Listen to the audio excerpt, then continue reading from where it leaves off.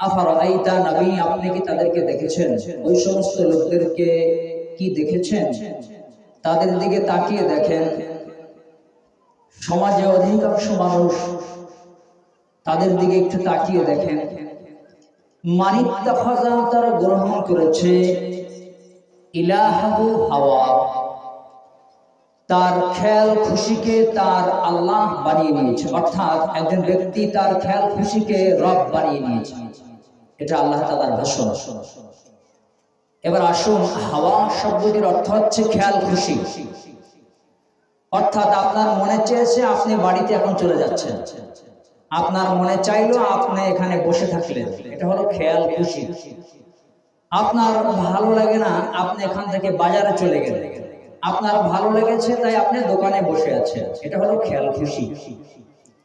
তো আল্লাহ তাআলা বললেন, সমাজে অনেক মানুষ রয়েছে তারা তাদের খেয়াল খুশিকে রব বানিয়ে নিয়েছে।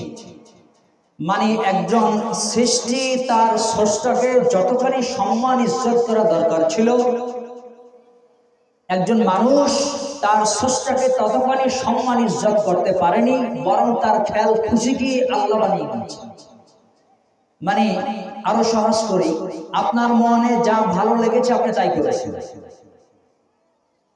আপনার আমার মনে ভালো যা লেগেছে তাই আপনি আমি করেছি, একে বলা হয় ব্যক্তি পূজা করা। আল্লাহ তাআলা বলেছেন ইলাহাহু হাওয়া, খেয়াল খুশিকে সে রব বানিয়ে নিয়েছে। একজন ব্যক্তির খেয়াল খুশিকে সে স্রষ্টা বানিয়ে নিয়েছে, একজন ব্যক্তির খেয়াল খুশিকে সে তার রব বানিয়ে নিয়েছে। একজন ব্যক্তি তার খেয়াল খুশিকে আসমান এবং জমিনের একচ্ছত্র মালিক বানিয়ে নিয়েছে, এ কথা আল্লাহ তাআলা বলেছেন। তাহলে একজন মানুষ তার খেয়াল খুশি মতো চলতে পারবে না। মানে হলো আপনার চোখ আছে, যা ইচ্ছা তাই দেখতে পারবেন না। আপনার মুখ আছে, তাই বলে আপনি যা ইচ্ছা তাই বলতে পারবেন না। আপনার কান আছে, সব জিনিস শোনা যাবে না। আপনার হাত আছে, ইচ্ছা মতো ব্যবহার করা যাবে না। আপনার পা আছে, সেই পা দিয়ে ইচ্ছা মতো বিভিন্ন জায়গায় দিক বিদিকে ছোটাছুটি করা যাবে না। মানে চাইলে আপনি হাত, নাক, কান, মুখ, ব্রেন এগুলি আপনি ব্যবহার করতে পারবেন না, যেহেতু আপনি মুসলিম, আপনার ধর্ম ইসলাম। সুতরাং ইসলামে যা যেভাবে আছে তা সেভাবেই পালন করতে হবে। ইসলামে ঠিক যা যেভাবেই আছে আপনাকে আমাকে ঠিক তা সেভাবেই পালন করতে হবে, এটা হলো তার অর্থ। আপনার মনে ভালো লেগেছে সালাত আদায় করবেন না, ছেড়ে দিলেন, হবে না। আপনার মনে ভালো লেগেছে দান সদকা করবেন না, করবেন না, এটা হবে না। আপনার মনে ভালো লেগেছে তাই আপনি মসজিদে যাবেন না, এটা হবে না। তার মানে কি, আপনি আপনার খেয়াল খুশিকে রব বানিয়ে নিয়েছেন, স্রষ্টা বানিয়ে নিয়েছেন। তো এই জন্য আল্লাহ তাআলা ওই আয়াতে তিনি বলেছেন ইত্তাখাযা ইলাহাহু হাওয়া, যারা তার খেয়াল খুশিকে বেশি প্রাধান্য দেয়, আছে না এরকম, মন যা বলে তাই করে।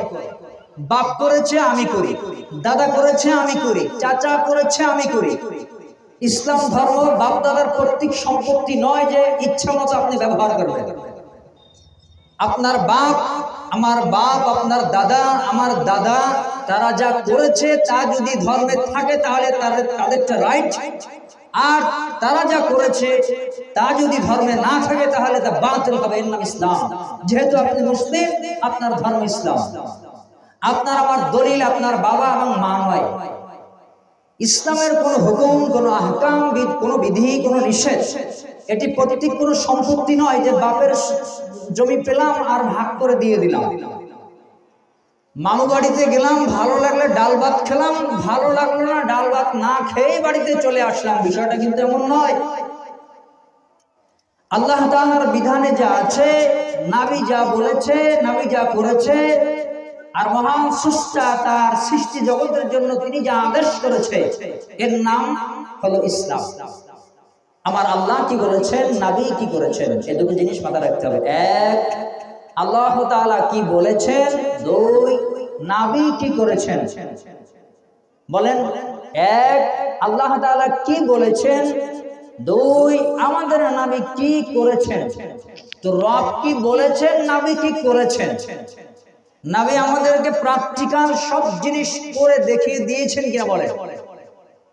তার 63 বছর জিন্দেগিতে, 23 বছর নবুয়তে তিনি সারা পৃথিবীর সমস্ত মানবকে সব জিনিস শিক্ষা দিয়ে গেছেন।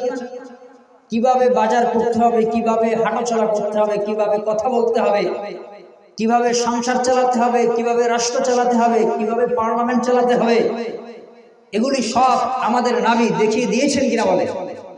এজন্য আল্লাহ কি বলেছেন আর নবী কি করেছেন, এ হলো ইসলাম।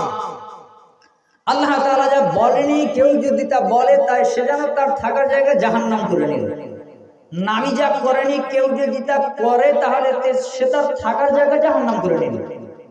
চলুন সামনে বাড়াই। আল্লাহ তাআলা বলছেন, যে ব্যক্তি তার নিজের খেয়াল খুশিকে প্রাধান্য দেবে, মন ভালো লেগেছে তাই করে। আমার মন ভালো লেগেছে, মনে যেটা ভালো লেগেছে তাই আমরা করছি।